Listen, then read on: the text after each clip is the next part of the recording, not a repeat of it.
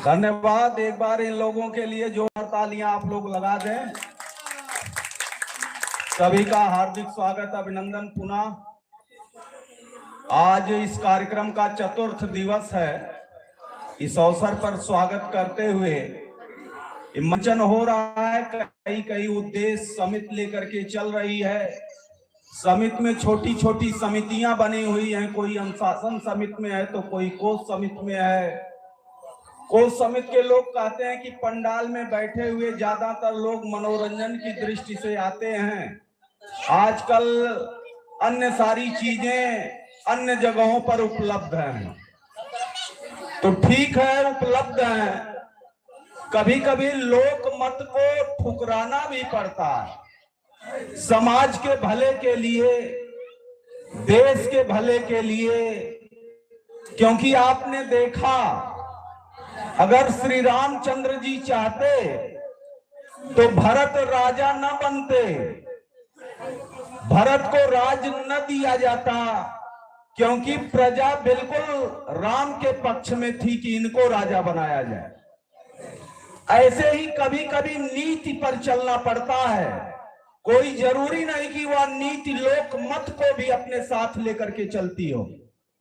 केवल कैकेयी ही थी जो राम के पक्ष में थी, अर्थात राम भी चाहते थे कि मैं बन जाऊं, भरत को राजगद्दी मिले।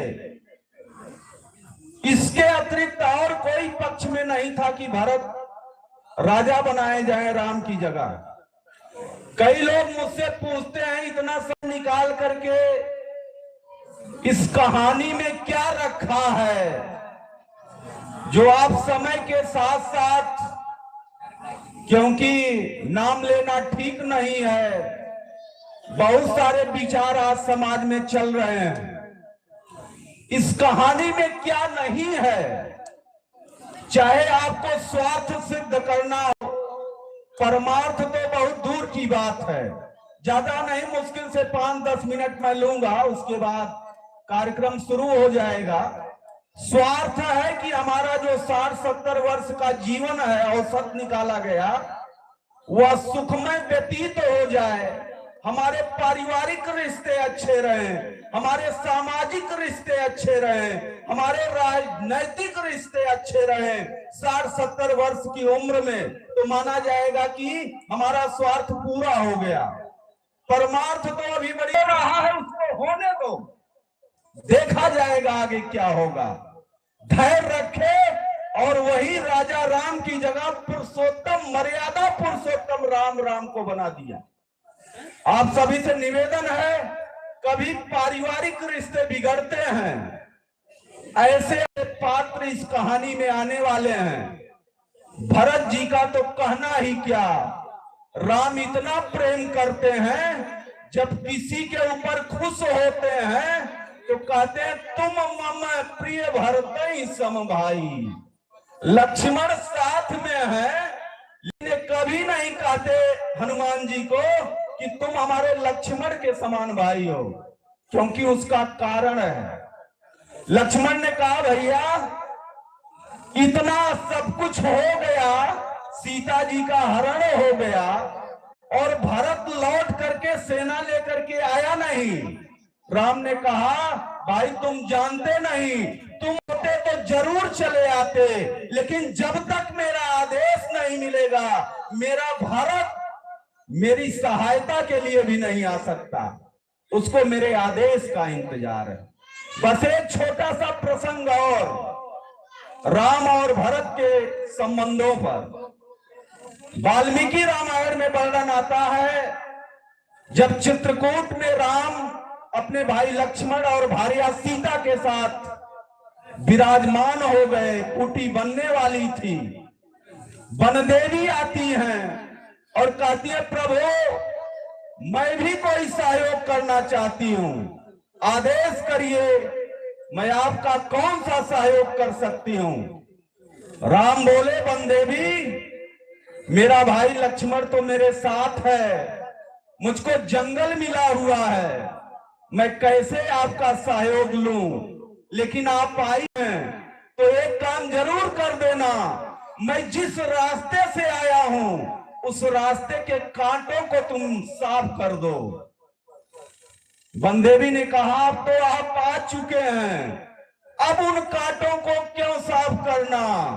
राम ने कहा बंदेवी, मेरा भरत ननिहाल में था, जब मैं अयोध्या से जंगल आया, उन ननिहाल से अयोध्या आएगा और जब सुनेगा मैं जंगल में गया हूं तो मेरा वो पगला भरत मुझे खोजते हुए उन्हीं रास्तों से आएगा।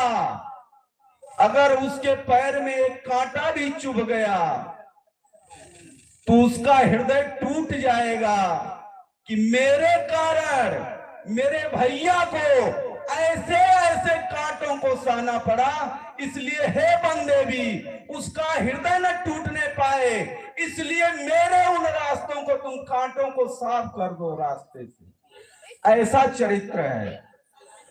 तो आप सभी से निवेदन है, छोटी छोटी बातों पर हम लोग परेशान हो जाते हैं। कौशल्या ने कहा बेटा राम ये क्या हो गया, तुम्हें तो राज मिलना था, तुम्हें जंगल मिल गया एक ही रात में, एक कैसी अनहोनी हो गई। राम ने कहा माता परेशान होने की जरूरत नहीं है, मेरे ऊपर तो पिताजी ने उपकार किया है, क्योंकि अयोध्या का राज बड़ा छोटा पड़ रहा था, इसलिए मेरे पिताजी ने मुझे जंगल का बड़ा राज दे दिया, क्योंकि अयोध्या का राज छोटा पड़ रहा था।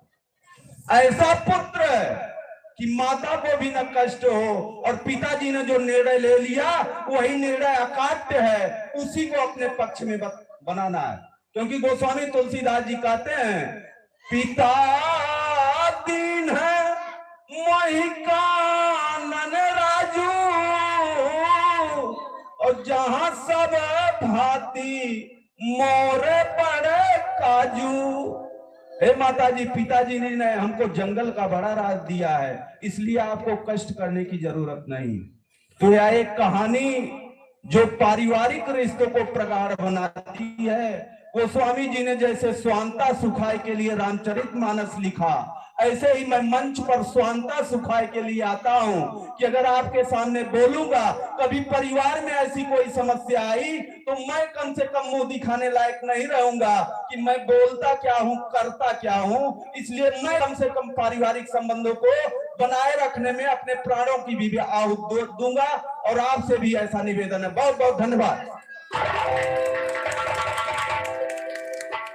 अब आइए देखते हैं सुमंत जी की क्या स्थिति है, क्योंकि आप लोगों से क्षमा चाहते हुए हम लोग कार्यक्रम में कहीं कहीं आधा दिन पीछे चल रहे हैं। जो निर्धारण किया गया था उसमें थोड़ा सा हम पीछे हो गए।